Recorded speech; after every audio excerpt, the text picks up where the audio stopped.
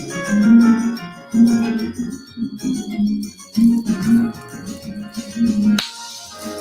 up, ADOS and our allies? You know who it is, Angela Nirvana, your hostess with the mostest on the Friends of ADOS TV channel, bringing you those ADOS hot topics and making the case for reparations, making the case for Democratic down ballot strategy this election cycle, making the case, family, for, oh, how do I say this?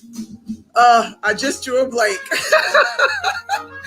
I want us to socialize our suffering. Okay, that's part of it. The rest will come to me in a few minutes. Thank you so much for joining the live. Good evening on the West Coast. Good evening in the Central. Good evening on the East Coast. Thank you so much. Follow in, family. We're going to get into it today. Now, I got a couple of disclaimers before I bring my guest up, all right? We are not xenophobes in the ADOS community. I need to stress that right away because I find it very disheartening that we are being painted and attributed to being xenophobes because we choose to put the gate up around ADOS. You know, as long as we're crying over immigration, as long as we're crying over white folks, you know, everybody is good in the neighborhood. But you ride hard for the ADOS, and it's a problem. This is always the case, family, and I'm telling you, what's up, Kuta? Thank you so much for joining the live. I'm here to tell you I am just over defending why I have a love and passion and interest, and I'm ADOS centered and focused. Because why? I am ADOS. My daughter is ADOS, okay? So my tribe is ADOS. And so I am unapologetically ADOS. But before I get into this conversation about how the government is complicit in weaponizing immigration against the ADOS to make us third world in the country our ancestors built with their lives, I feel it necessary to help you understand that being pro-ADOS is not anti-immigrant, and it's not necessarily pro-Trump, although there are a lot of people who will be voting for Trump in the ADOS family, okay? And we don't discourage them, family, because this is not a party thing. This is not an organization thing. This is an ADOS thing. This is an FBA thing. This is I am a reparationist thing, okay? This is B1. This is Black Family First. This is Urban Game Changers, okay? So it's all of that, irrespective of where we're slinging bricks from, right, family? So I don't want you to get caught up and thrown off by this xenophobic term that, you know, they're definitely trying to attach to the movement, of which we are not. But we simply have to talk about this because it's imperative that we unflatten Blackness and that we make a distinction. What's up, Shauna Kim? Thank you so much for joining the line. It's imperative that we make this distinction because if we don't untether ourselves, especially from African American, Black, minority, POC, the failure within the ADOS community is being masked by the immigrants who come over here and take advantage of our affirmative action entitlements that were meant to make us whole post-slavery. And they climb right over top of us financially. And we are still anchored on the bottom as the anchor for America, as an anchor for white capital, as an anchor for immigrant capital. And capitalism, sadly enough, requires a bottom caste in this country. And this country decided some time ago that ADOS is it.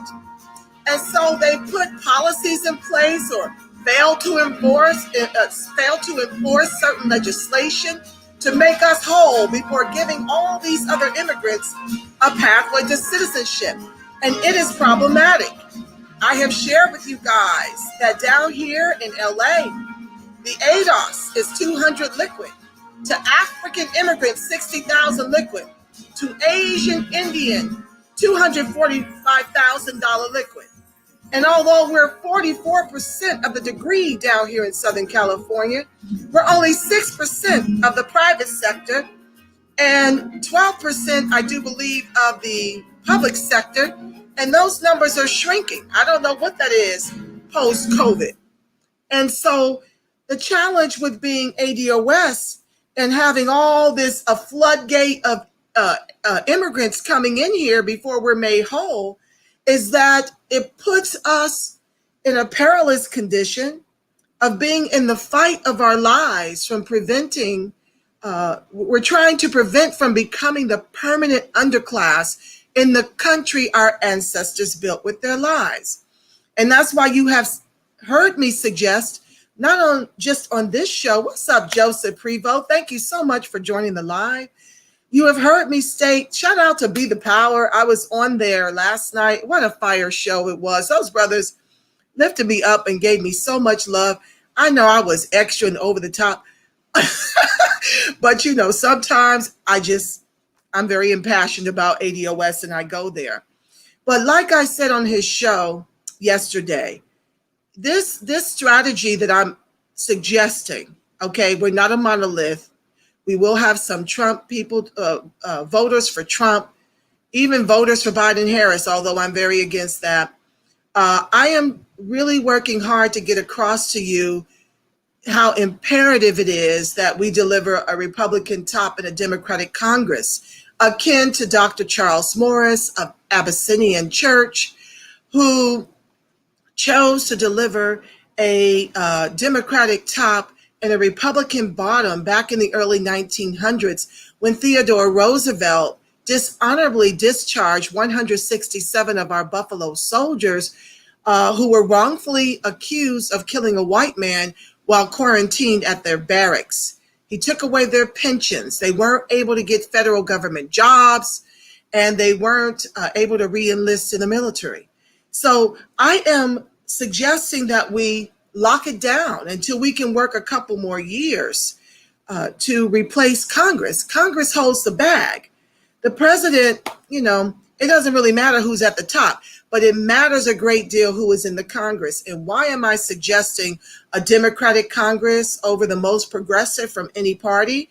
It is because over 42% of ADOS since COVID rely heavily on government assistance by design of institutional systemic racism. So this is, the Republicans are very much about no government. And I'm saying that to not have any government involvement in our total existence at this stage without the reparations will be to our extinction. So we're trying to stave that off to give us time to work on a couple of things.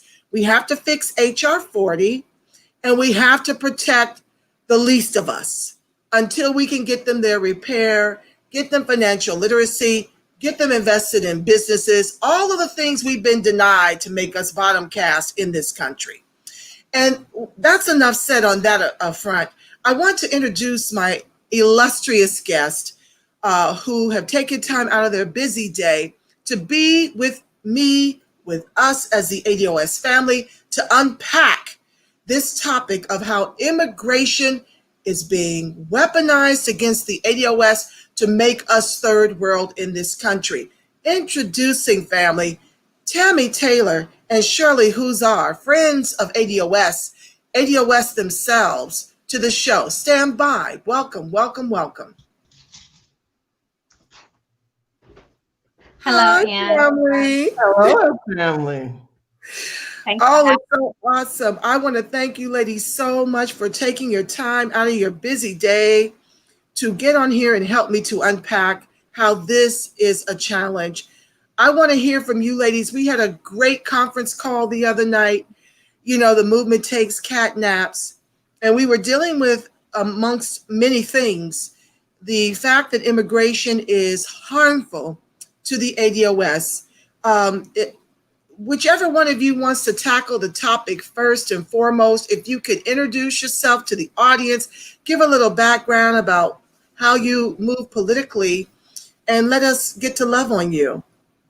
Well, thanks for having us, Ange. My name is Tammy Taylor. I am with Urban Game Changers in Alabama, and of course, I'm conservative, and I was always raised Democrat, but as got older and had my own children and began homeschooling, I became aware that I was more of a conservative. So 9 times out of 10, I do vote Republican. It aligns with my moral core, and that's just the way it is. I'm seeing some progress within the Republican Party. Plan, the platform has always remained the same over the course of the years.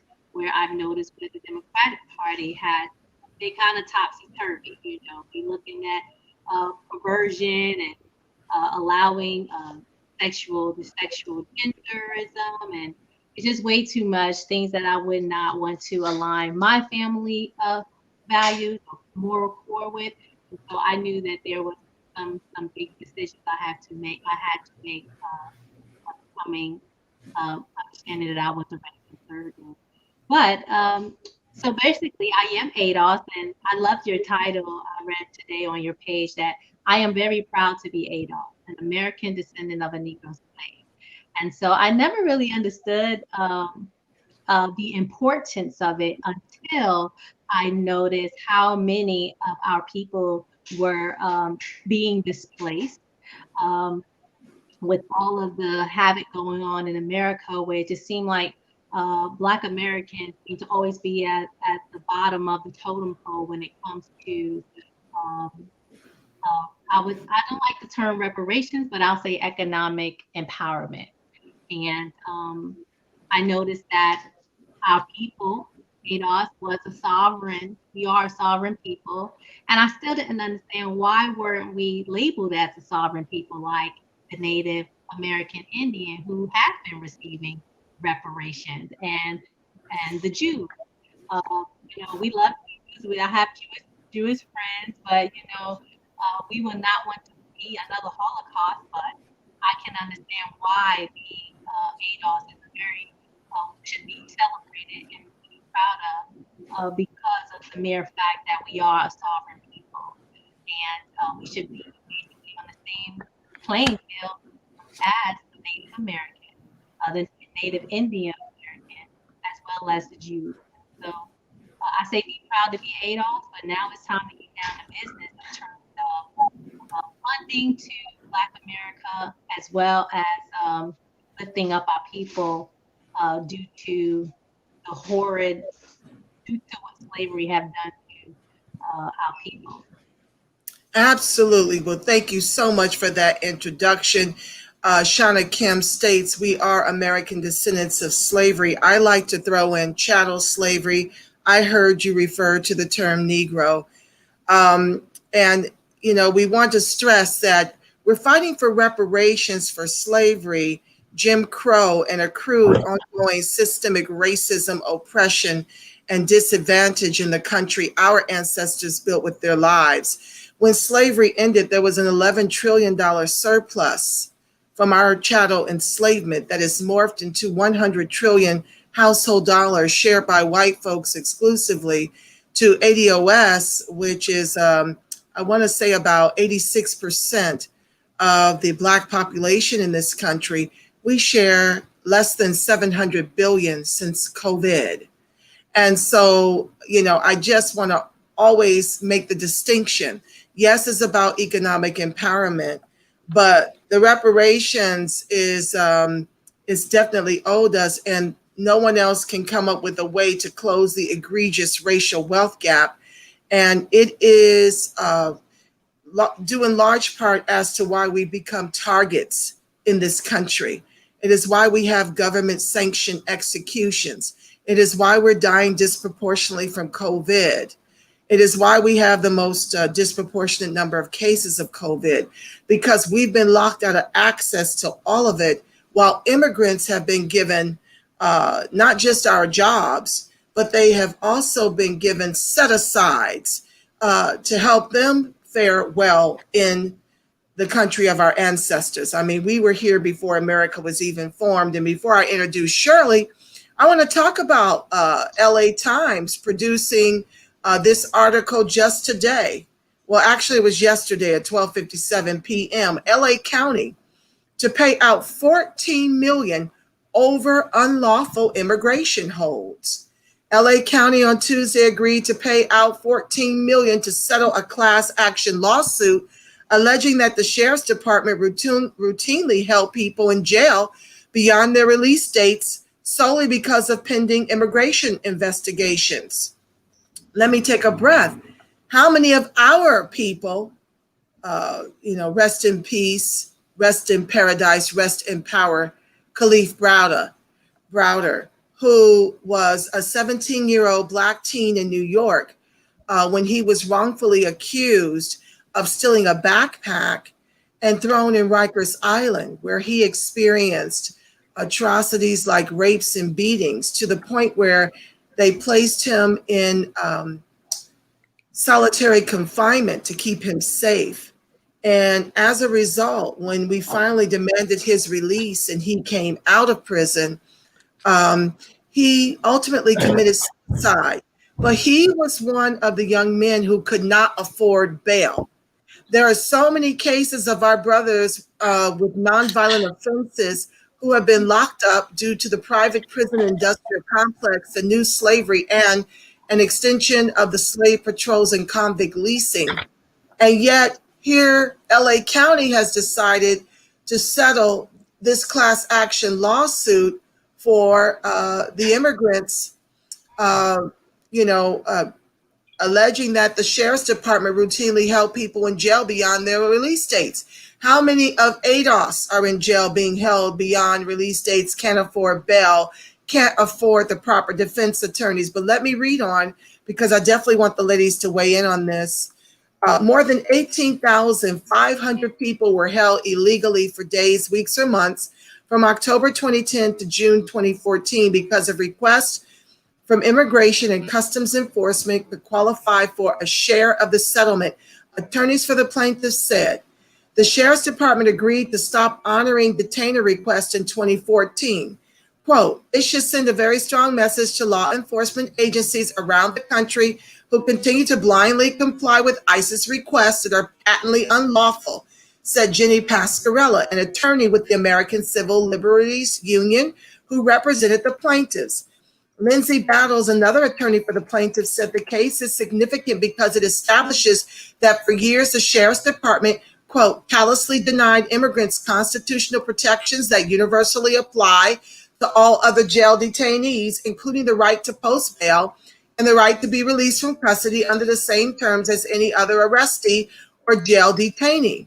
The ACLU said that each class member is eligible to receive, listen to this, family, from $250 to, $25,000, depending in part on how long they were held. This is me speaking. How many of our ADOS are ex-felons and get, some of them, many of them wrongfully incarcerated? How many of them get any kind of money when they're released from prison? So now you're going to give the immigrants between $250 to $25,000. Do you know what that means in terms of how more American they can be made with settlements as high as $25,000? The businesses they can invest in and the whole nine yards. You're talking over 18,500 down here that are going to benefit somewhere in this range, while ADOS down here are a shrinking class. We're less than 6%, which is flattened by African and Caribbean numbers. Anywho, let's be clear. So we're the immigrants. Not to cut you off, Angela. When you let's make it clear about immigrants, because you are in California, correct? Mm-hmm. Close to the southern border, correct? Yes. Where are your immigrants in California coming from? Mexico. Okay, you can continue. Yes, okay. And Shirley, we're going to get you right in. I'm going to just read a little tiny bit more. Any leftover money will go toward programs that provide legal aid to people in LA County facing immigration consequences because of an arrest or conviction, Plaintiff's attorney said the lawsuit was filed. I'm just jumping down. I want to jump down to where the sheriff's department doesn't want to be included in where this money comes from. Let's see here. Sheriff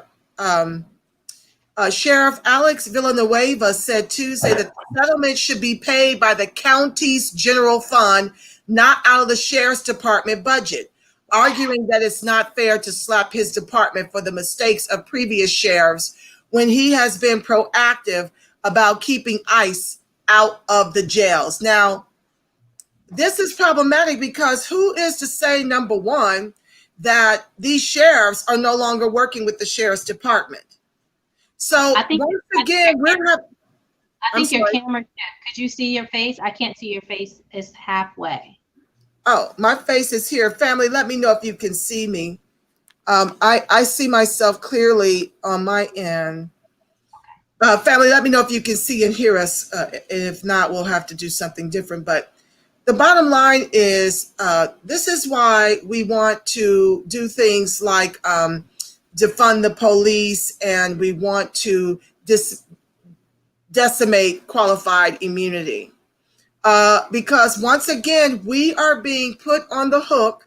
They want the county to cover these wrongful arrests of the immigrants. In California. Black Magic, thank you for joining the live. John Page, thank you for joining the live, my loves. I'm so glad you're here. Rashi Gaines, thank you for joining the live. You can see, she can see and hear me well, so that's great. Okay. But moving on, let me just take a breath. Shirley, you get the gist of what I'm saying. Could you introduce yourself to my audience and show your love and weigh in, sis?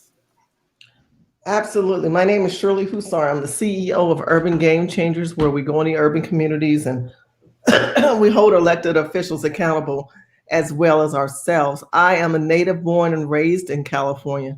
So I eat and breathe and bleed this state. And I'm telling you, when I said bleed, it literally, people are bleeding and the ground, the blood from the ground is speaking. The voices are chiming, the drums are beating, the gold is being panned out, and we're being able to discern what type of Blacks and Negroes that are out there, whatever terminology you want to use to give you a little history of Black. My mother was colored. My birth certificate says Negro. So my father had me when he was really, really, really old. He was almost in his 50s, and he had me. I was one of them late babies. He had them oops babies. And when he had me, he was born in 1920, so he would have been 100 years old this year.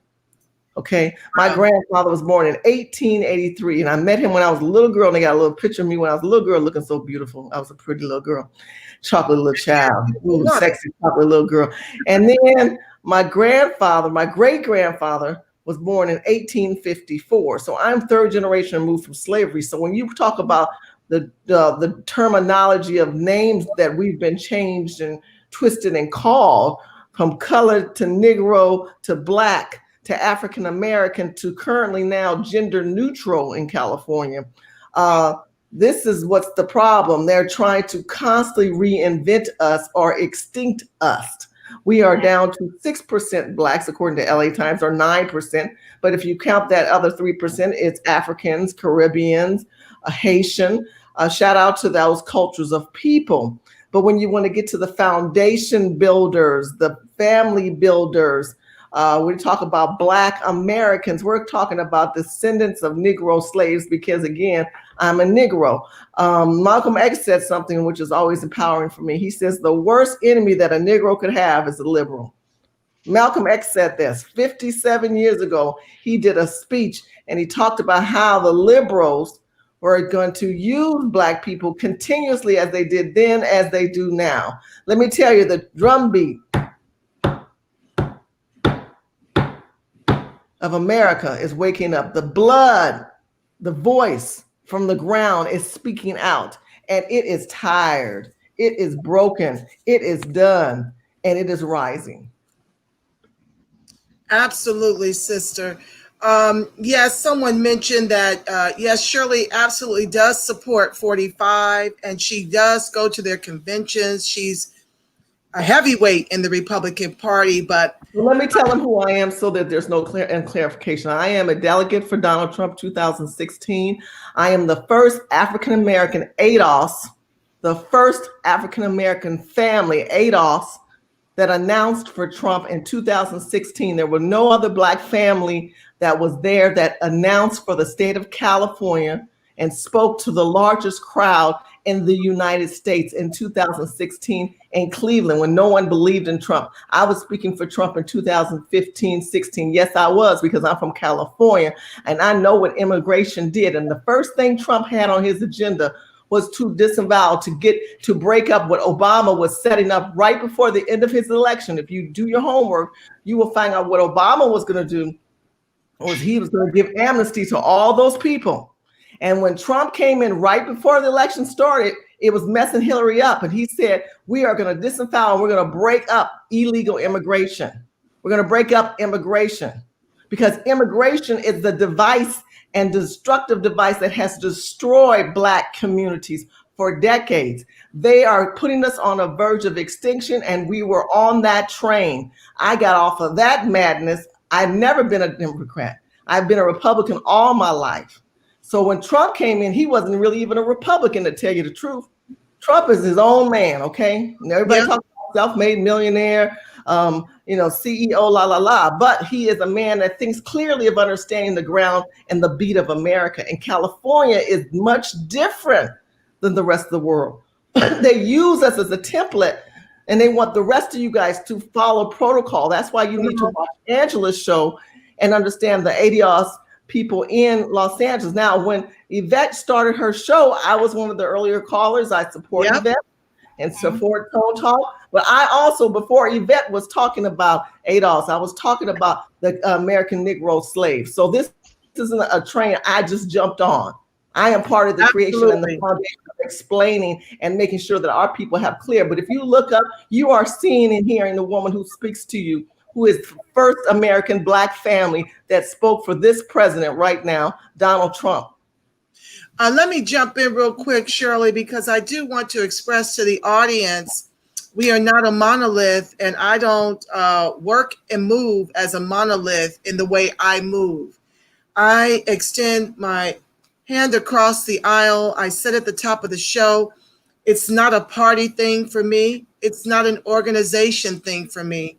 I've spoken with FBA, BF1, B1, Republicans, and until we get beyond this identity as who we are in relation to with a party, until we break that psychology and stop wanting to throw away ADOS, FBA, B1, BF1, no matter how they move politically, we will never get this reparations. So my show is not, I'm an independent, okay? I left the Democratic Party a long time ago. I want to say before Obama, but I remain an independent. I voted Green Party last election cycle. So if that is a rub for you and you find that you can't hear the truth being imparted by these stellar women who are, although Republican, they bleed ADOS, then my platform may not be the one for you. I love and support Yvette and Tone as well. I've shared many of their videos as an independent. I love her body of work. I've supported both of them financially through donations and the whole 9 yards. So for me, I make friends wherever somebody wants to live for ADOS, that's where you're going to find me. I've collaborated and spoken with Shirley often about the initiatives that they're doing while we were doing with Concerned Black Americans, our COVID piece. Shirley and Urban Game Changers was doing their COVID piece. Shirley has worked with some of the best and has been in this as long as friend to the show, Ted Hayes, who is also Republican. So you can't, have it one way. You can't be for Ted, who is a Republican, and not for Shirley, who is a Republican. We have to learn to love and embrace all of ADOS, no matter the party affiliation and no matter the organization. Tammy, did you want to jump in? My apologies. Let's be upfront right here. So this is the problem with, I personally see Black America, where I just feel like Black America, mainly liberal Blacks, are just angry. Angry at what? What are we upset about? I get the pain and the heartbreak of feeling like the bald-headed stepchild. You know, as far as country where you feel as if you're at the bottom of the totem pole. Yeah, that is facts, right? It's facts because most liberal Blacks have allowed a situation to continue on without even learning how to come together as a people to focus on some real issues, meaning focus on ADOS, you know, us being African American descendants of Negro slaves. Why are we focused on things that do not matter? Whether Shirley is a Republican, I'm a Republican, how Angela see things. Look, there's some things with Angela I don't agree with 100%, but doesn't mean that we can't have this conversation and understanding that there are ADOS, and you have ADOS who is literally at the bottom of the totem pole, where other nationalities like American Native Indians and Alaskan Indians and other nationalities who are receiving some sort of a reparation to help build their people up, where our ancestors, us, ADOS, have built this country, toiled this land, built this country, is written in history, is even written in the 14th Amendment. I don't see how we are arguing about things that really don't matter, but yet we can't come together to talk about the things that do matter. You know, you had a Asian woman named, I wrote her name down here, in 2015, a Chinese Democrat, Representative Grace Ming in New York 6th District, introduced the HR 4238 bill to amend the Department of Energy Organization Act and Local Public Works Capital Development and Investment Act of 1976 to modernize terms relating to minorities. By incorporating HR 4238, this depositions Negro descendants of slaves from their position of self-identity and of historical continuous placement in the history books of America. Grace Ming was actually, I believe, during the Obama administration, they allowed that crap to happen. They allow that. When you talk about self-identity as ADOS, these are the things that kind of bulk us all in together with the word minority, and we're not paying attention to those things. Black America are not paying attention to the wording and these bills that are going forth, where majority of Black America are not even voting in these elections. Everybody want to run to the polls come presidential election every 4 years, but no one's really coming in and realizing that you have representatives like this Democrat who's during the Obama administration, who was allowed to bulk us all into one compound and declare us all as minorities. Well, guess who the minority is as well? White women, white liberal women, who's also claiming to be a minority. You have illegals, right? Illegals claiming to be a minority, but yet everybody else is winning around us, and Black folks here sitting here arguing about what party she's a part of, and that stuff don't even matter. We're here on one accord talking about an issue here about our people, about ADOS, where other nationalities are giving up great opportunities, and we should be looking at us as a sovereign people. Let's first get back to self-identity and focusing on what matters. What matters is the fact that ADOS, African American descendants of Negro slaves, is at the bottom of the totem pole, while every other Democrats are actually blessing other nationalities, illegals, by the way. Shirley and Angela can vouch for that in their own state. California, to me, is in a total different ball game compared to other states. Y'all are dealing with something much more demonic, much more crazier than all other states, because you are so close to the southern border. And so with illegals coming in, I read that African Americans in California, sorry, correct me if I'm wrong, in Compton was down to 6% of Black people. How is it in Compton? Compton is down to 6% Black people. So guess who's running Black people out? Illegals. Illegals are running them out. And if you look on the streets of LA, down where everyone talk about what's that area in LA where what they call that Skid Row? It's nothing but I see Black and brown people down there homeless with their families, and here you have a whole state in California that is literally catering to illegals. Illegals. That's a conversation we all need to be having, because not only is it happening in California, it's happening throughout the whole state, the whole nation, throughout our whole United States of America. And if Black people don't wake up and stop talking about, oh, I don't like you because you vote for Donald Trump or you a Republican, put those things aside and let's come on one accord when it comes to ADOS and understand that this thing right here is important, and these are the very things we need to be talking about and holding people accountable. And also, Democrats have allowed illegals to claim the birthright of our ancestors in the 14th Amendment. Why would they do that? Why would they allow illegals who ain't put in on this? Our ancestors put in on this, man. You know, who are you to say that illegals can come in and claim the birthright of my ancestors who were whipped, who was brought here as chattel, who was sold, our family members were sold. They came in and poured into this nation. Some even fought for this nation, and yet you allow an illegal to come in and claim the birthright of my ancestors and my birthright, their descendant, just for a vote, just so because I learned, why would they do that? Because here we have Black America murdering their babies through abortion, right? Abortion is the number one killer. I don't care what none of y'all say. Abortion is the number one killer in America of Black babies. And Black women are killing their babies by the boatload, and then they're killing votes. So they're looking to the new Black vote, and that's the immigrant. The immigrant is the new Black vote.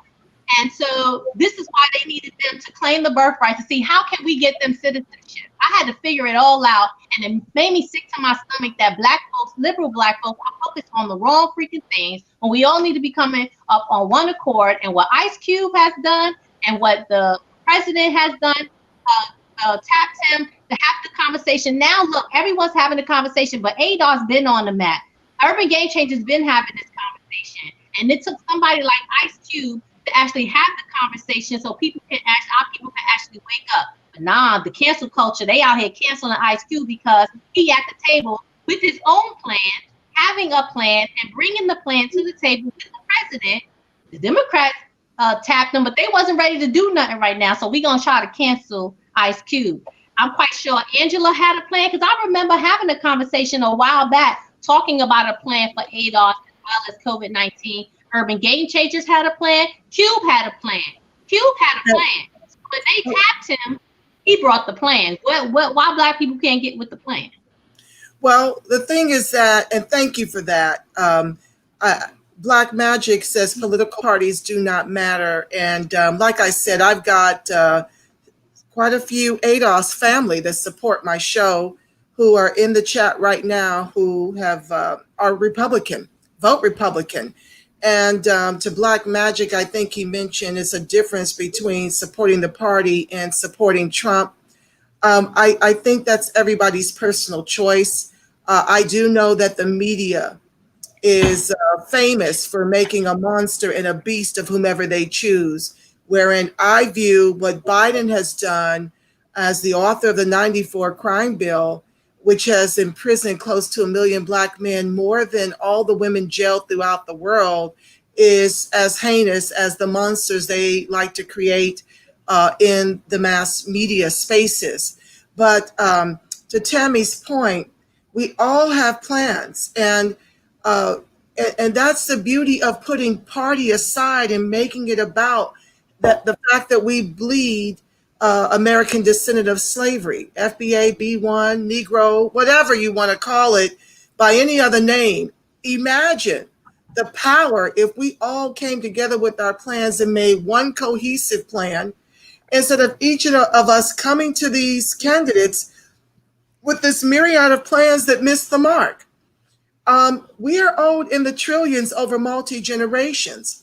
And one of the main reasons why Black women abort their babies is because some of them are using sex as a way to escape, in the same way you find some of the people in our community use smoking and drugs as a way to escape. Because we are where we are by design of institutional systemic racism. When you rob our communities of education, you redline us into environmentally hazardous conditions with lead in the water, with hookworm, okay? You don't give us affordable health care. You allow immigrants to come into this country and take over the workforce.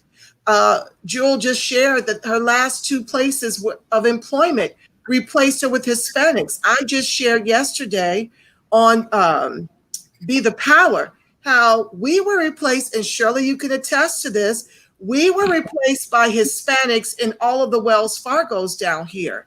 And ultimately, 5,500 of those immigrants, it wasn't just Hispanics, it was Asians, anybody but ADOS. They got rid of us from executive managerial levels all the way down to the tellers. They were replacing us left and right because why? They've got the social capital in these places to do that. Whites and Hispanics on the come up are able to come in there and practice discrimination down here in California. Many of the jobs down here, you literally have to know Spanish just to get an interview. And when you show up, why? This is America. Why? Right, but when you show up and you can still speak Spanish as fluently as they can, and you don't have the complexion for the protection, you're not getting that job. And so a lot of these conditions, when you talk about over 20 million black babies being aborted since 73, have everything to do with what Biden said. Biden said when he was on the Senate hearing floor, back in the gap, when he wanted to name the crime bill after himself, I don't care that we are responsible for the disparage and the disparities in the Black community. I don't give a damn how they got here. Let me finish this thought. I don't give a damn how they got here. What about my mother? What about my children? What about my wife? Lock them up. They are super predators. And you guys, not the movement, not the allies, want to act as if this racist has changed colors when he's been at it for 47 years and has not done anything to impress upon even Obama to be even a yes to reparations. Okay, so I'm just trying to say all this to say we've got to come together and get something cohesive. And we've got to put egos to the side, party to the side, organizations to the side, because all of this is crushing and killing us. If we can't afford to take care of our children, we can't have the children. And that to me is some of the challenges I have on the conservative side, that you're pushing having babies while robbing us of the resources to care for our children. But I do want Shirley to speak, and we can take turns. I want to share the platform tonight. Shirley, if you could speak to what you know to be true, because let me help you guys understand something. As goes California, so goes the nation. So I know that right now the Hispanics have taken over down here 52% to our 6%.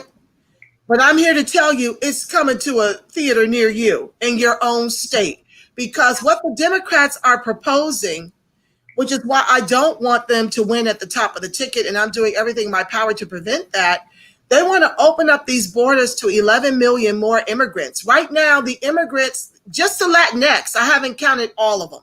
Just the Hispanic and the Latinx are 42 million. I want to know, there are 52 million in this country to ADOS, well, to Blacks, which includes the Black immigrants. Wait, I think ADOS is 37 million. With the addition of Black immigrants, we are 42 million in terms of the numbers of Blacks. So we're 37 million. Combine the Black immigrants, and that is 42 million. And I want to say that the Hispanics are now 52 million in this country nationwide. And so, what you guys don't understand is that a trifecta, uh, to me, my opinion, me speaking, the ladies may share a different perspective, but a trifecta of either party is going to be to the peril of ADOS. It is time for us to weaponize our vote. That was my earlier thought that left my head when I was introing the show. It is time for us to weaponize our vote and socialize our suffering. Because let me help you understand, I know this to be true. If a trifecta happens of either party, everybody else will get the bag because that's who they're dealing with. Biden has on his platform what he intends to do for every other group within his day one to his first 100 days.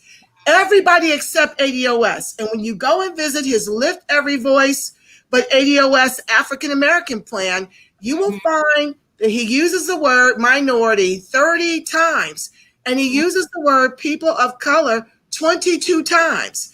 They like to flatten it and make everybody whole. And this is what's going to happen to our reparations. This is what's going to happen to our lives if we don't engage and weaponize the vote and socialize the suffering. So Shirley, if you could give the family a little background of how the Hispanics became dominant down here and how problematic that is so that we can give the audience a peek into their future of what it's going to be like if we allow the Democrats to have a trifecta this election cycle, which is the last election cycle we will even matter with our vote. Shirley? Let me ask you both a question. What is reparations? Just in an easy sentence, don't give me a paragraph. What is reparations? It's a debt that is owed for slavery, Jim Crow, and accrued ongoing systemic racism, oppression, and disadvantage in the country our ancestors built with their lives. That's my definition. And to sum it up, debt reparations is a debt that's been owed, and what the wrong that has been done to a certain entity or a certain nationality. I ask you that because everyone has a different definition of what reparations is. Reparations is something that people have been getting except for Blacks. Reparations is what white America got after Lincoln was assassinated. So if we go back to the assassination of Lincoln and we start looking at how America was reconstructed and how the reconstruction continued to reconstruct us as pawns, as tools to be used in building this country and keeping this country flowing. So if we do that, then we can continue to disable and disposition these colored people, these Black people, these Negro people, and give them nothing. Special Order number 15 was something that was put together by General Sherman and Lincoln. And it was interesting because when you study the things that we were supposed to give, we pretty much always going to get our own policing, our own Congress, our own land. We were going to become an own entity within this country. And they realized that they were wrong. White colonists realized that what had happened in this country was wrong. And they were willing to, at a time when a Republican president led and radical Republicans rose to make that difference. But once Lincoln died, the new president, which was a Dixiecrat, would not allow that to happen. Mm-hmm. What happened was tragedy, was a Freedmen Bureau Bank, which Freedmen Bureau was kind of almost like a welfare system, but it was more than that. It was giving us an opportunity to be self-independent, to be capitalist, a word that so many people on the liberal side call evil. We all want to be rich. Nobody wants to be broke. And nobody wants to see Black people broke and homeless and disarray that we see in California that has happened. But when we look at what happened with General Sherman trying to implement that, and they changed it to the Freedmen Bureau Bank, and then you see that we were all excited. We had our markets, our schools, our stores, our Black Wall Street, and we were doing the darn thing. And then they came and they took the money out of the bank to the point that Frederick Douglass says, I myself cannot even help my own people.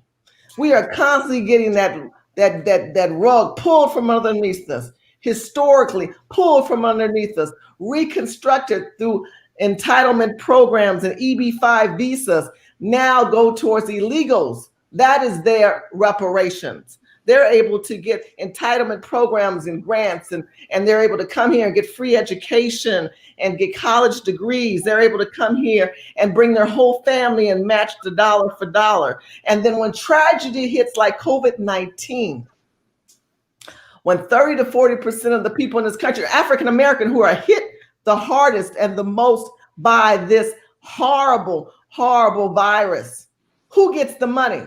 Native Americans apply and they gave them $8 billion. The Jews got money. The Mexicans got money. President Trump signed earlier this year an executive order for the Chinese Chinese Pacific Islanders. Look this up. I'm not making this up. So when you guys are so stuck on parties or stuck on things that you've been programmed, the reason Angela is so empowering and Tammy is so empowering because they are helping us all reconstruct our understanding and our minds of our worth. Roland Martin is a man from Haitian. He's from Haiti's Haitian. His grandfather was a Haitian man. He's not a descendant of Negro slaves. Kamala wanna be Black Harris. Mother is Indian. Father is Jamaican. India. Now, the India people have always perpetrated, not all, but the ones that want to be high profile. Think about that man who went to college and said, if I say my name is Jamal, I get a college scholarship. And he mocked that opportunity for Blacks and took it for himself. Mm-hmm. There are people walking in your door right now, snatching your money, snatching your rights. And we've said nothing, but you depend on the Democrats, the liberals, the Republicans. It really comes down to us understanding ourselves. I did a video 4 years ago, and I talked about all this buffoonery going on in this country. And one of the videos I did, I think it was 2017 or 16, I called it Omarosa buffoonery because she went in there, she worked with the CBC, and the first people that Trump met with were Blacks. It was not the Hispanics. It was not the Asians. Do your homework. He sat down and said, what can I do to help my people here right now? I want to sit down with you Black people and I want to work with you. You know what the Black community said? We'll get back to you. We're going to prepare a proposal. And if you want a copy of it, I'll provide it for Angela and you can email her. It's called We Have a Lot to Lose. Out of all the stuff going on, they sent a proposal and that proposal didn't ask for nothing. It didn't do nothing, but it had a few little trinkets and nuggets. Those CBC's Congressional Black Caucus losers, our caucus people, have failed us. And we have no fortitude or foot on the ground as a culture of people. The Pacific Islanders do, the Filipinos do. This is how America is ran. If you can get past yourself and the party and even being a Negro descendant of slaves and understand America pays for itself, but it built itself on my people and my back and my blood. I love that show. Also, you mentioned the Latino Coalition. The Latino Coalition came together, honey. They had Pence the first year. After that, Trump left us and went over there. And then by June of 2017, I did another video and I posted how the CBC tweeted out, we will not accept any invitations from the president or Omarosa Manigault. We do not want to work with her or him. We're not working with that president. He is no good, they said. We don't need anything. Who do you have the right to say a nation of people who are on the bottom of the totem pole, scrape on the ground, worse than a dead possum in the middle of the road, people, and gonna say we don't need nothing? Those are people who represent illegals and immigrants. Kamala wannabe Black Harris. When you go to her office in Sacramento, she has the gay and the transgender flag. Two cultures of people that plagiarize off of little children who are helping you have your child become committed to a sexual act early in their lives, using colors of children. The transgender use rainbow pony colors. And then, of course, you know, the rainbow, which was God's promise that he would never flood the lands. The gays have said, well, that is our flag. It represents the unity in the color. But if you've never been to a gay pride parade in California, come on out here and bring your children and see these people screwing in the middle of the street. And tell me if that's condoned by God. Too many of you guys are playing. We up here trying to fight and bring justice, and you fighting for Camilla wannabe Black Harris or Joe Biden, or you don't like Trump. We need accusations that are going to make a difference. COVID-19 is number one on Urban Game Changers' agenda. Absolutely, we want reparations. But people are getting reparations right now. You know how they're getting it? I'm telling you how they're getting it. Through executive orders. They're getting it because they're able to ask, like I told you, the Native Americans just got $8 billion, and we didn't get nothing. You gave money to the Jews this year. We got nothing. You gave something to the Pacific Islanders. We got nothing. No, because we're not organized enough to say we need to go through the system the way the system is structured, but we're too busy fighting with each other to come together. But I'm telling you, it's a new day and a new dawn and a new drumbeat. And I'm so grateful for Angela. I'm so grateful. And I'm grateful for you, Shirley. Before I let Tammy jump in, I want you to speak on the Homestead Act, Shirley, if you could. And then I want you to speak to, either one of you can take this. I'll let you take this one, Tammy. Well, no, I'll let Shirley because it's California. So you both can weigh in on the Homestead Act.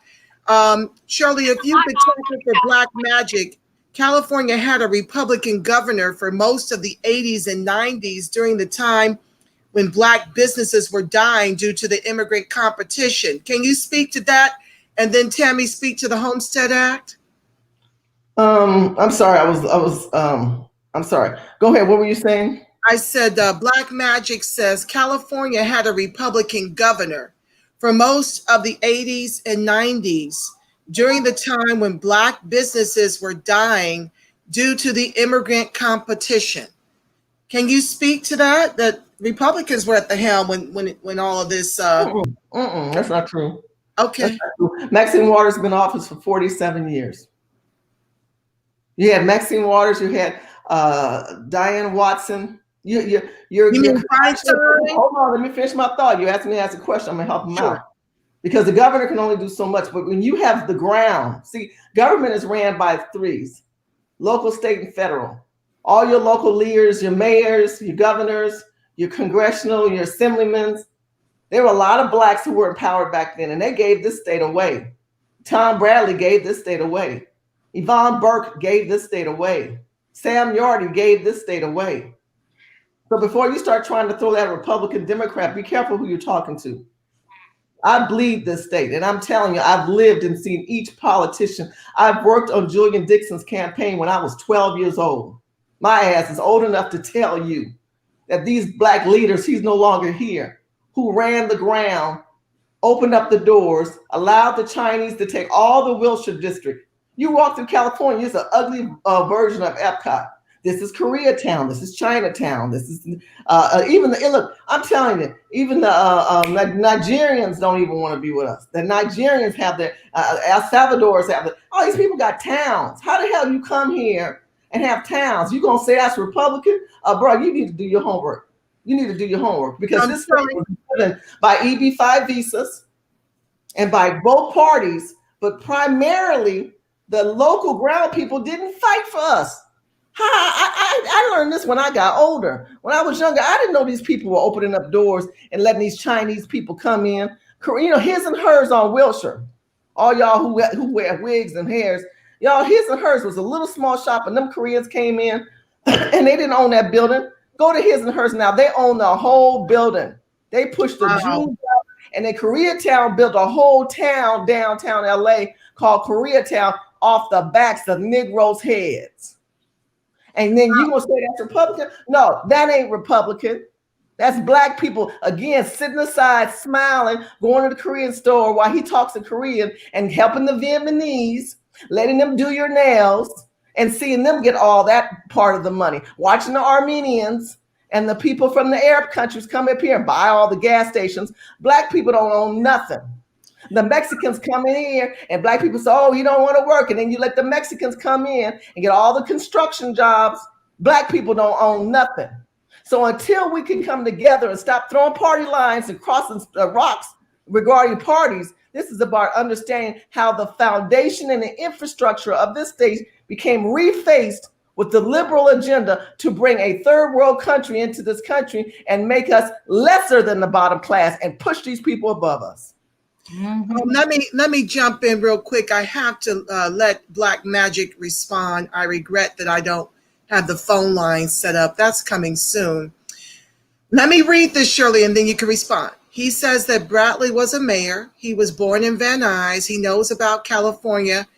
Bradley came to my mother's wedding, and my grandmother had one of the first Black-owned businesses. So he's done his homework. He has three generations in California on both sides of his family. His father still lives in Pacoima. So he feels pretty confident in what he shared about the Republicans, running the show down here, and how blacks. Republicans didn't run the show down here. I don't know what you're talking about, sir. And I'm not trying to be aggressive. I become a little more passionate because my parents owned a daycare center for over 40 years called Tiny Town College on 39th in Vermont. My father started his business in 1956. Tom Bradley's mother lived down the street from where I live, and Tom Bradley's brother used to walk up and down the street when I was a little girl. I said, "Hello, Mr. Bradley." He had a limp in his leg. So what more do you want to know? Okay, thank you. I'll leave it there. Tammy, could you speak to the Homestead Act? Well, I was sitting here trying to understand it better, but I read as Shirley was responding that it was in 1862, and I read that it was there was specifically two occupations that I'm reading here that was excluded. It was the agricultural workers as well as domestic servants, and we know at the time domestic servants were predominantly African American, Mexican, or Asian. And so they were low income workers, and it was for free land. They had some free. It was for free land, and free land is still available, but the 1862 Homestead Act is no longer in effect. That's what I'm reading. Could you ask that person who wrote that what they knew more about it, so we can dig further in? Tammy, your voice is going out. Yeah, Speak your voice is going in and out. Oh, really? So I'm sorry. I don't know what you just did, but that's better. If you could speak better. Tammy, can you repeat what you said, please? I really like to hear it. Could you hear me now? Yeah. Testing 1, 2. It goes in and out, but yeah, we can hear you. Okay, I was reading here that the Homestead Act was in 1862, and it was free land that was given to, it said is no longer in effect, but it was free land that was given to anyone, like women, mainly to divorced women with children, and they were against giving this free land to married women. But there were two specifically excluded occupations to receive this free land. Could you hear me? Yeah, for some reason the mic is going in and out. Like 1 minute you sound directly in the mic, and the next, and I don't see you moving, so I'm not really sure why the sound is uneven. It might be with the it just probably might be with the service, because I was on another live and somebody else's volume was doing the same thing and they weren't doing anything. Could you hear me? Yeah, I hear you clearly now. Okay, and so married women was excluded from obtaining this free land. Did you hear that? Uh-huh.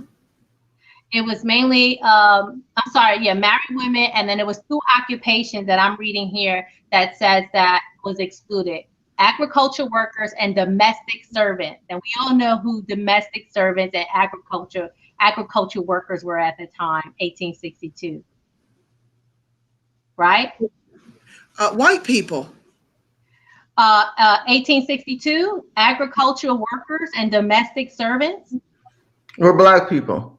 Oh, okay. You mean in terms? Yeah. 1862, Angela. Right. 1862, yes. And so this was free land. They said it was free land that it was enacted during the Civil War in 1862, and it provided that any adult citizen or intended citizen who never borne arms against the United States government could claim 160 acres of surveyed government land. But there were two exclusions, as I explained.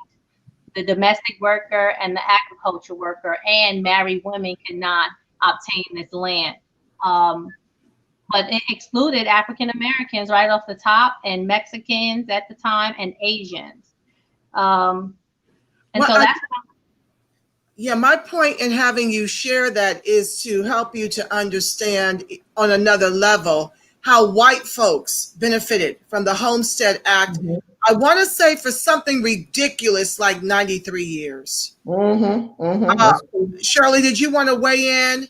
Well, you know, it's all of these strategies where they pivot and say that, oh, you know, it's like what we have right now. And I know I'm going to get some heat for this, but I'm just, you know, I'm always wrong, real. You have Black Lives Matter. Well, do Black lives really matter? Because as soon as we talk about Black Lives Matter, it gets pivoted in something else. Let Black lives truly matter in this country. So what Tammy just read was something that was supposed to be allocated to improve upon workers in the field. Well, that sounds like the Negroes. But then you continue to read on, it excluded the Negroes. So, you know, it's us not reading the fine print. It's us not reading the fine print, but it's a new day and a new dawn with social media and cameras, and everybody got a cell phone with a camera, and we all talking and tweeting and talking. The bottom line is we're reading the fine line, the new line, the underline, the visible line. We got to read it all. We got to read it all. And then when they think they're going to be one up on you, well, it says right here, Shirley, XYZ. Well, honey, let me give you XYZ, KFC, and HIT. Because the bottom line, this head nigger in charge right now, talking to you, behind the scenes, I'm just gonna let you know. Y'all got this little small paragraph, and I got my extra glasses on. And it says, Negroes get nothing. Y'all playing game. Y'all remember when we were little kids, and they made us take this test, and they said, here's the test, follow everything in the test, and finish, and put your pen to the side. And, you know, all of us who like to jump ahead of the game, we're not even reading. They said, but read the instructions first. The teacher said, read the instructions first. So most of us didn't read the instructions first. And it read the instructions. The instructions said, read through the whole test. Do not write on a test. Put your pencil to the side. You are done. But we didn't read that part.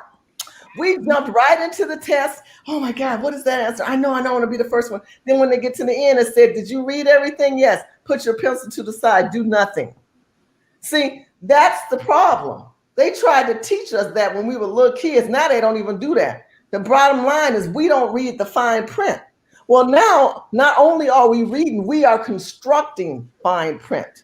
We are coming up with terminologies and ideologies that have the clarification of the fine gold, of the golden nuggets, when you take that pan and you shift it back and forth looking for gold, and you take the rocks and you take the sand and you get the fake gold like Roland Martin, and you take the fake gold out like Camilla wannabe Black Harris, and you take the fake gold out.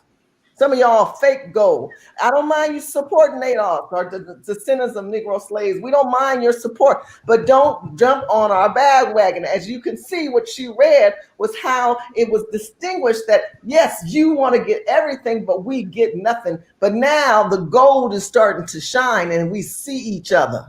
We see each other. We hear each other. And we understand it's a new day. It's a new dawn. Hell, I'm feeling good. I love it. I want to thank you ladies so much. Tammy, did you have anything in closing to share? I've got to get into my presidential read for the evening. I've got 2 more dead presidents. It's story time for my audience. And we're at 1 hour and 8. Shirley just dropped the mic, and I'm going to consider that her closing remarks. Okay, I do a closing remarks. Just give me 2 seconds. My name is Shirley Hussar. Make sure you follow me on Facebook, Twitter, Instagram, and Snapchat. If you want to book me or Tammy, go to our LinkedIn accounts. I want to encourage you in this election to vote consciously. Now, I know Angela has who she's voting for, Tammy's voting for, she's voting for. I'm supporting this president because I want something. This is the first administration that I have recognized and seen that has offered a very clear understanding that they need to help Black people. Does the Platinum Plan have problems? Absolutely. Can it be corrected? Absolutely. But it is a plan. Biden has not offered any plan to Black America. Camilla Wannabe Black continues to want to be like what Angela and Tammy have just disclosed, people who want to claim your birthright and who have done it. So if you want to continue to support that, you can. Another thing that you need to keep in mind, even if you don't vote for Trump, it's not going to help. There's a lot of voter fraud that's going to take place. Like Tammy said, we are in a spiritual warfare. But in the name of Jesus, I want to pray and encourage you guys to be strong. I want to pray and encourage you to come back to southern areas. Go to my website where I talk about coming from California to the South. Tammy's in Alabama. I'm in California. I have family in Texas. I'm going back between California and Texas. We're going to get Angela out of California eventually. Angela's going to have to leave. But that's going to happen soon. Don't get it twisted. Because if California is going to continue to think that we are lesser than people, we're going to let you implode California. And then Black people are going to rise. And we will rise. And we are rising. So it doesn't matter what party you are. We are BF1. Thank you, family. I thank you. I personally believe if, again, you have many liberal Blacks who are leaving these states that are destroying their very being. So they're escaping. I'm asking anybody who's escaping their liberal states that you've been voting for these loser congressmen and all your representation who have failed you. Stop moving to the great. Stop moving. That's my puppy. Hey, Tate, come here, girl. He said, vote for Trump. Vote for Trump. He said, put me on camera. I'll tell him they ain't listening to me. Oh, there he is. Well, I'm here to tell you there's quite a few ADOS that are voting for Trump. I won't out them because God knows you get nailed to a cross, but there are quite a few ADOS that are voting Trump. But that means nothing to us. You know, many of us have been down that road. We understand what's at stake here. And the people who are angry, upset about nothing are the ones who are really not paying attention. I'm asking any liberal Black who is moving to any great state, like from California to Texas, that you don't bring your liberal ideologies to another great state trying to vote in liberals who destroyed the state that you just left. If you're coming to a great state, try to change your whole trajectory. Get with organizations like people like Angela, like myself, like Shirley, and start to become better informed. No one wants to change you, but it is time to change the way you're thinking and start getting in tune to really what's important. If Ice Cube ever, is out there fighting on behalf of Black America, he's from Cali. He understands it. It's time that we understand that people have a plan. They have a plan. They're working on a plan. It's time for everybody to get on board and start voting your moral core, voting what's best for your family. Capitalism is not an evil word. It's time to start getting your bag. And right now, this president right now understands that. And so we've been working boots on the ground to move this whole situation forward. And we asking all Blacks, liberal Blacks, to understand what's at stake. Well, I thank you ladies both for coming onto the live to help me unpack this very lofty topic of immigrants. And I look so forward to the next time we can come together and dig in more on the ADOS hot topics and how to get us the repair that we are long overdue. And please share this video and support Angela. Please support Angela and share this video on your platforms, your Facebook, your Twitter, and your Instagram. She's an amazing woman. Oh, she's only a one-man show, and she's going to be many men. She represents a lot of people, a nation of people, worldwide and statewide and internationally. So I love this lady. Thank you, Angela. I love you so much. And we'll be talking soon, as well as you, Miss Tammy. Thank you, ladies. Enjoy your evening. And I'll be talking to you soon. Good night. Good night. Stand by, family, for our reading. Okay, so Black Magic, they sound like the liberal Blacks they are talking against. They are just RNC cheerleaders. Like I said prior, I don't discriminate. These are amazing women whom I enjoy partnering with to get it done for ADOS. I work with anyone who wants to work with me and befriend me as a sister. It's not a party thing for me. It's not an organizational thing for me. It is an ADOS thing for me. Okay. With that said, let me jump right in, family, because we're at 1:13 and I want to get you out. These are short chapters, family. I just need to help you understand the importance of weaponizing your vote this election cycle and socializing your suffering. It is imperative that you know your history so we can break the cycle of this 83, 84 year lesser of two evil train wreck that we've been on since Roosevelt. As I mentioned prior, Roosevelt dishonorably discharged 167 of our Buffalo soldiers. He took away their pensions. He denied them federal government employment. And he also would not allow them to re-enlist because they were wrongfully accused of murdering a white man while being quarantined in their barracks. And Dr. Charles Morris, pastor of Abyssinian Church, simply said, "You shot us when our guns were empty." Because mind you, he didn't do this until after he got our vote. And so for those of you who blindly believe that you can make demands of Biden once you elect him, you're sadly mistaken. And this is what he implored of Ice Cube to do. For those of you who don't know the backstory and how Ice Cube became aligned with ADOS, Ice Cube was instrumental. It was his phone call to Governor Newsom, working with ADOS California, who needed some desperate action on the study for California reparations. That is AB 3121. We had done most of the heavy lifting for the year prior. ADOS California was working with Dr. Shirley Weber. I kind of jumped in when it was time to make calls and do this kind of stuff. So I wasn't in the real grassroots, the hardest part, the heaviest of the lift. But I did my part and I shared with my audience to assist when it was time to make phone calls to vote yes on AB 3121. Anywho, fast forward, Ice Cube came out with his CW, his contract with Black America plan.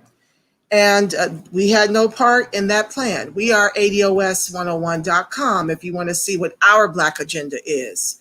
In addition to demanding reparations in the trillions over multi-generations. That is what our fight is. But he had his own fight. And, we started hitting him up in the social media spaces because the revolution is being social mediaized, in case you didn't know. That's how we came up. That's how we are growing in notoriety and support. Anywho, ADOS Cali called on him in the 11th hour to actually place a call to Governor Newsom, who had 150 bills on his desk. I don't even know that this would have ever gotten signed if it wasn't for Ice Cube. I can almost guarantee you it would have disappeared back into its origins.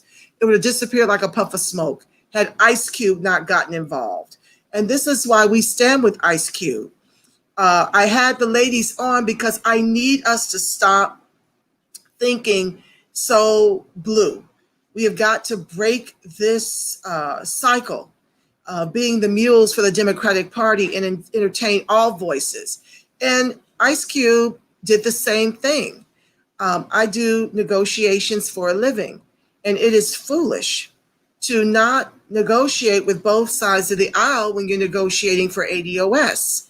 Now, both parties called Ice Cube, for those of you who don't know it, and he, in all his infinite wisdom, took the call. Yes, I do agree that he should have had experts like Dr. William Sandy Darity, our Duke professor, lead economist, on our numbers. He wrote the book From Here to Eternity, which is one of my book club reads for mid-November. But anywho, Ice Cube had a separate thing going, but he was absolutely the catalyst to getting a study done here in California for us to finally receive reparations down here. So it came out in the news that he took a call. Well, they made it and hyped it into something it clearly was not. If you want to check out the truth of what happened, check him out on Tone Talks. Antonio Moore did a great job of taking him in along with ADOS Cali. Shout out to ADOS Cali. Shout out to the ADOS throughout the country who helped us get AB 3121 passed. Many of you made calls. I thank you for those who made calls at my behest. I appreciate your participation. But anywho, Ice Cube is now being dragged because he did the very thing I do. I sit down with people across the aisle because that's the only way we're going to get things done in a bipartisan fashion. It's not going to happen any other way. and especially when you're talking ADOS, it does not serve us as ADOS to estrange people from other parties, whether it's Green, Libertarian, or the Republicans. It does not serve us to do that one unto another. We've got enough people oppressing us and making us drink the DNC scissor so that we can't think for ourselves. It's time for us to think for ourselves and partner with one another and understand the history that there has never been any president that was for us. When you come to understand that, you can learn the best way to weaponize your vote and to socialize your suffering. Because if a trifecta is delivered of either party, everyone else will go home with the bag that they've negotiated as the CBC discourages you and the Democratic Party at large discourages you from sitting down with Trump. If he's running the country and all the other groups have the wherewithal to go and sit down with Trump and have their votes go to the highest bidder for the things that they're demanding, then why shouldn't ADOS? That is the most asinine thing I've ever heard. And we need to break that tradition. And I believe it needs to happen with this movement. So Ice Cube is being dragged, but I do want to personally say, as I'm sure I speak for many of you, that I strongly stand with Ice Cube for vetting the conversations of both parties to get tangibles and a black agenda for ADOS, in exchange for our vote. We didn't put Trump into office. It's not our responsibility to use our vote, as we've been doing for 84 years, to clean up white folks' mess. That's not our monkey, not our circus, okay? So with that said, I want to jump into the reading and get you guys out of here. But you must understand your history or you're bound to repeat it. You must learn to do something different with this vote until they cut the check. Warren G. Harding, 1921 to 1923. These are short, so just bear with me. Don't get ear fatigue. You know, sometimes I'll make comments in between, okay? The trauma of the Wilson administration ended, and new hope began after the return of the Republicans. The party of Lincoln in the 1920 election of Warren G. Harding, governor of Ohio. Now remember, for context, we were predominantly voting Republican during this era, not Democrat. Okay, we started to with Roosevelt. I do believe in 36, we gave him 71% of the vote and lived to regret it. But anywho, that's the guy I told you, the president that dishonorably discharged 167 Buffalo soldiers who were wrongfully accused of murdering a white man. And that was impossible because they had been sent to the barracks because a white man had been shot prior that they were being accused of. So they were quarantined at the barracks and they became the fall guy for that. Harding initially made all the right noises. This is how they start out. He met with James Weldon Johnson several times during the 1920 campaign. The party platform asked Congress to, quote, consider the most effective means to end lynching in this country, which continues to be a terrible blot on our American civilization. Me speaking, it's still a terrible blot. We still don't have anti-lynching laws in this country. It is a grave problem. Still going, 2020. But I digress. On April 12, 1921, Harding condemned lynching in a special session of Congress, but he didn't take any of the actions needed to make it become law. On October 26, 21, Harding attended a 50th anniversary celebration of the founding of Birmingham, Alabama.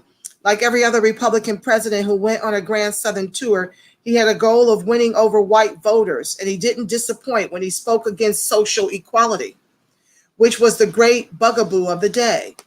Isn't this what Biden's doing? Pandering to the Republicans, pandering to the immigrants? But he stunned the white half of the integrated audience when he spoke of the patriotism of Black soldiers and added, quote, let the Black man vote when he is fit to vote. Prohibit the white man voting when he is unfit to vote. Wow, that was progressive. The Black audience cheered wildly when Harding added language about, quote, equal educational opportunity. So desperate were Black Americans for affirmation that Harding was praised despite his making it clear that he opposed the dreaded social equality and any amalgamation of the races.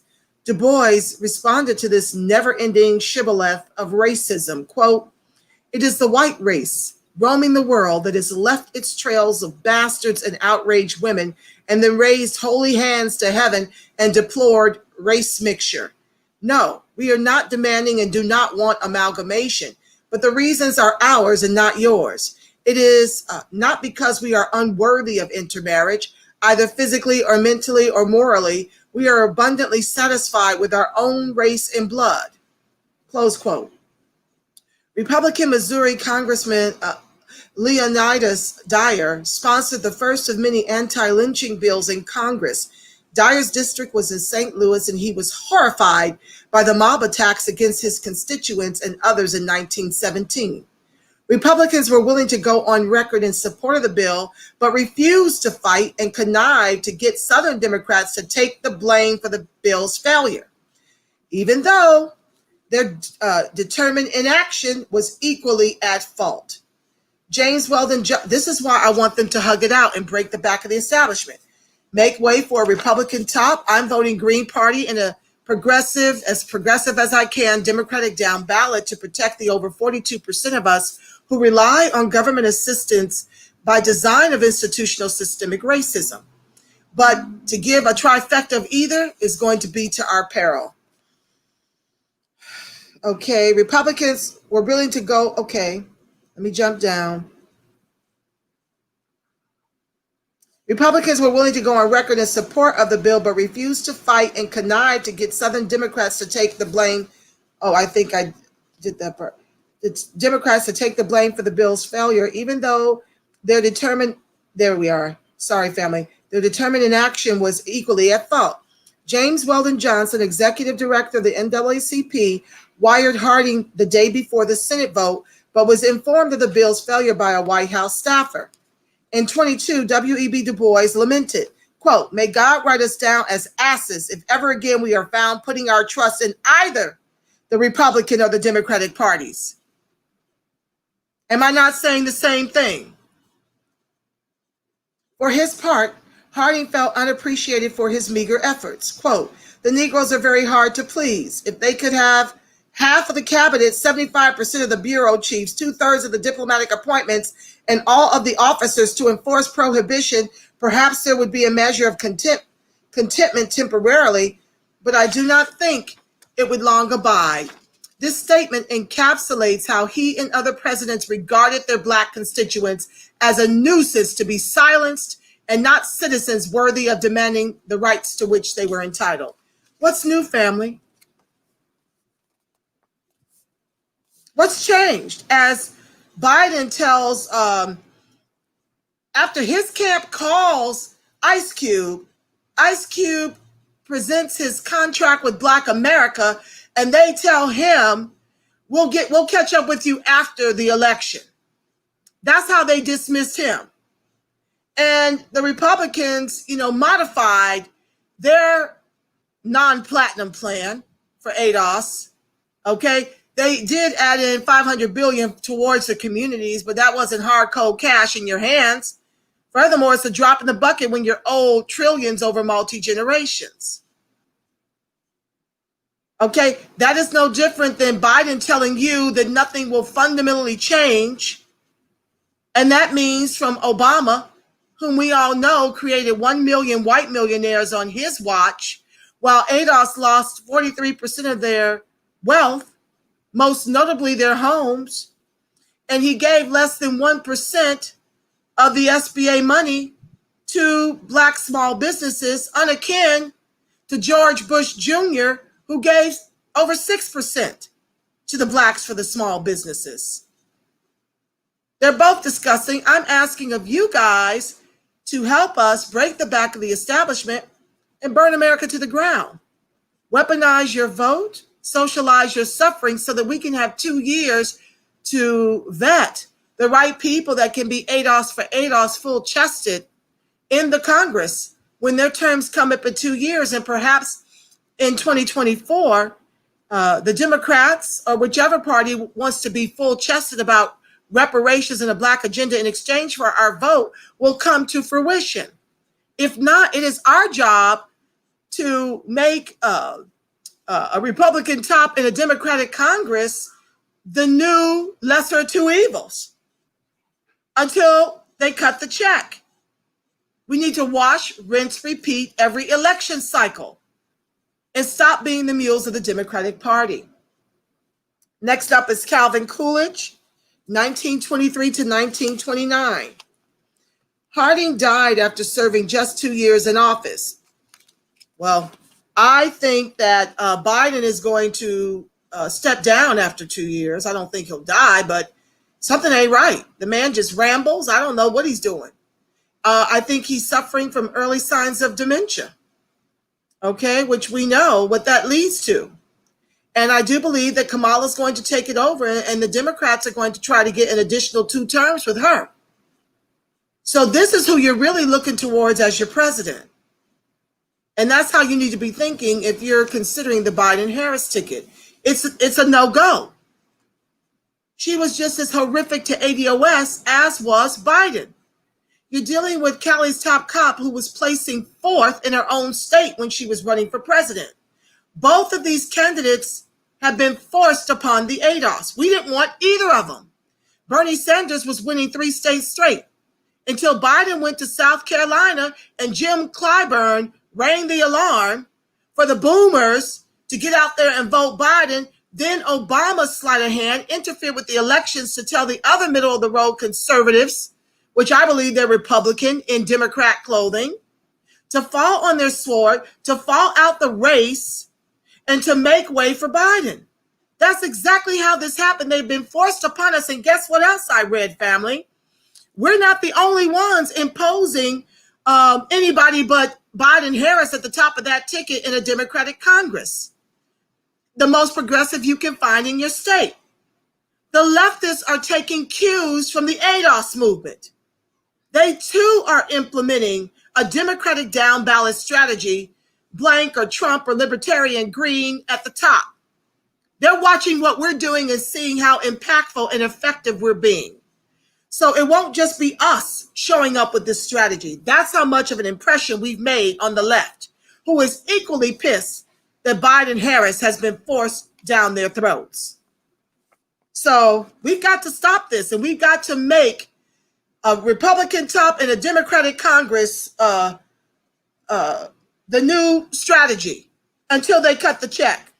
Because you give a trifecta of either party, everybody's going to take their goodies and go home sound to sleep, while ADOS will continue to suffer to our own peril. Wait for it. The Republican Coolidge administration that succeeded Harding's gave Black Americans more lip service and disingenuous efforts to fight racism. The first of many anti-lynching bills died a slow death in the absence of any priority from the president. Coolidge was not the first, nor would he be the last president to make excuses instead of fighting to protect Black people rather than the mobs who killed them at will. Who else was instrumental in not fighting for Black people whom we helped to get into office for 2 terms? Why didn't Obama give an executive order for the anti-lynching laws? Why didn't Obama give an executive order for the reparations? Because he's a Black white supremacist, like the people who hired him. And what I have learned is that when white folks are for it, you need to run in the opposite direction and be against it. Because whenever white folks are for it, it's to your oppression. It is to your misery. It is to your suffering, your people, our people. So we got to learn how to watch how white folks move. I should have known in Iowa, when Obama won in Iowa, that I should have dug a lot deeper. But I was, like most folks, enthralled with the fact of the identity politics. I fell for it. And that's why we're fighting to unflatten Blackness, because you can't, it's masking our failure. Obama is as African-American as you and I. His father is Kenyan. His mother is white, descends from slave owners. So you see why we need a new identity and a new distinction so that the 90% of us that are sharing less than 700 billion since COVID can be seen readily. And the definition of insanity is to continue to do the same thing and expect a different result. Lesser to evil, 2-step shuffle to our own peril. must stop this election cycle. I'm asking all of ADOS, especially our woke boomers, woke Gen Xers, and woke millennials to get to the polls in record Obama-style numbers and vote anybody but Biden-Harris top of that ticket and the most progressive Democratic down ballot that you can find on your ticket.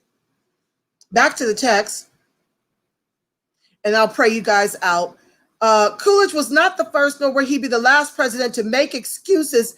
Okay, to his credit, Leonidas Dyer continued to push his anti-lynching legislation after Harding died, but it failed under Coolidge again in 1923. And it's 2020. Calvin Coolidge served as president during the resurgence of the KKK, who is yet to be dawned a white terrorist group. They are domestic terrorists, but they want to deem us domestic terrorists. That's what's happening here. They have yet to be deemed domestic terrorist groups. They've been terrorizing us, oh my God, forever. Once consigned to the activity of Southern mobs, the KKK again became a potent political force across the country in the 1920s. Neither Coolidge nor most of other political leaders would openly denounce them. When 40,000 Klan members marched past the White House in August 1925, the president lived up to the nickname Silent Cow. He made certain to be away on vacation and issued no statement at all. Coolidge was a proponent of, quote, lily white republicanism, and in 1924 supported removing black delegates from the Republican National Convention. Ultimately, a chicken wire screen separated black delegates from whites there. A chicken wire screen. But Coolidge was not just a do-nothing president. He harbored all the racist feelings common to white America. Bruce Barton, the advertising executive who gave the president the best PR in the grand tradition of American marketing, reported these words Coolidge delivered to a black audience, quote, the Anglo-Saxon race has been centuries in reaching its present position, and the Negro could not and must not expect to bridge the chasm in a century. How many centuries has it been now? The alleged superiority of the Anglo-Saxon Coolidge was nowhere to be found in his dealings with black people. Activist and organizer Marcus Garvey was targeted by a young FBI agent named J. Edgar Hoover during the Wilson and Harding administrations. Garvey had little to show for his Back to Africa movement. His Black Star steamship line failed, yet none of those who had made donations managed to make any official complaint. Nevertheless, Garvey was convicted of mail fraud for misrepresenting the company and began serving a prison term in 1925. Attorney General John Sargent was concerned not about justice for Garvey, but about the obvious prosecutorial misconduct. Isn't that still going on to this day? They fired 2 officers for torturing a porcupine. And we can't get a grand jury to charge the race soldiers who murdered Breonna Taylor in her own home. Let that sink in. But y'all want to continue pushing this lesser to evil, 2-step shuffle to our own peril.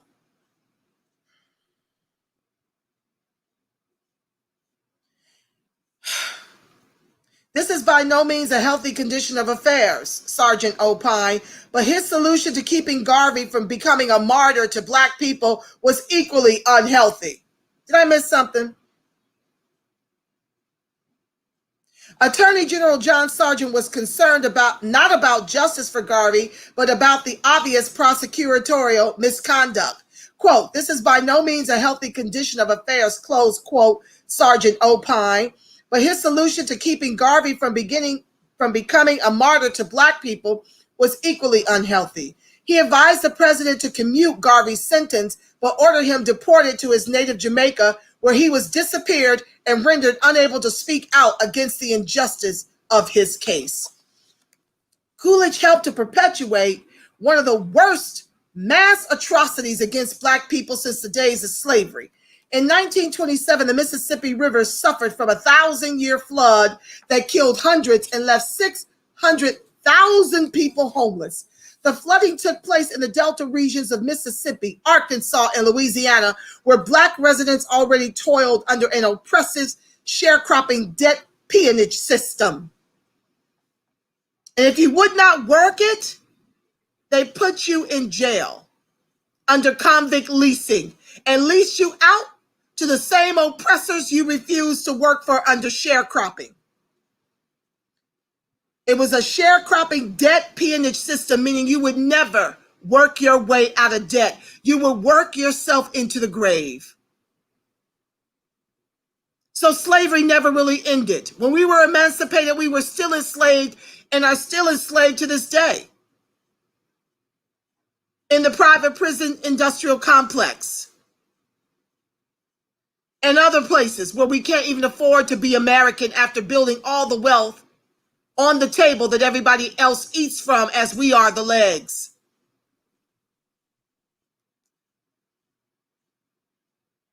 They were forced into labor camps and held at gunpoint. This is what happened to our ancestors. The planter class wanted to make sure they could not flee after the floodwaters receded. The Black laborers were forced to pay for Red Cross rations, which in some cases were stolen from them. The NAACP complained bitterly to Secretary of Commerce Herbert Hoover, who instead worked with Robert Moton, the successor to Booker T. Washington, to cover up the government's crime. The NAACP complained bitterly to Secretary of Commerce Herbert Hoover, who instead worked with Robert Moton, the successor to Booker T. Washington, to cover up the government's crime. The Commerce Department took no prisoners in denying the charges and attacking all those who brought attention to the case. Quote, "We managed to call off most of the dogs," close quote, said a White House aide, except one Walker, a Negro who looks like a white man and has set himself up as a champion of his race. Literally the nigger in the woodpile. Coolidge worked in silence, but he continued to do damage to Black people. Perry Howard, one of the few remaining Black Republican office holders in Mississippi, was accused of buying and selling public offices. J. Edgar Hoover gave him special attention too, but there was no evidence against Howard, and in the end, the president settled for driving Howard and 3 others out of Republican leadership in 1928. Last para family, Walter White was prescient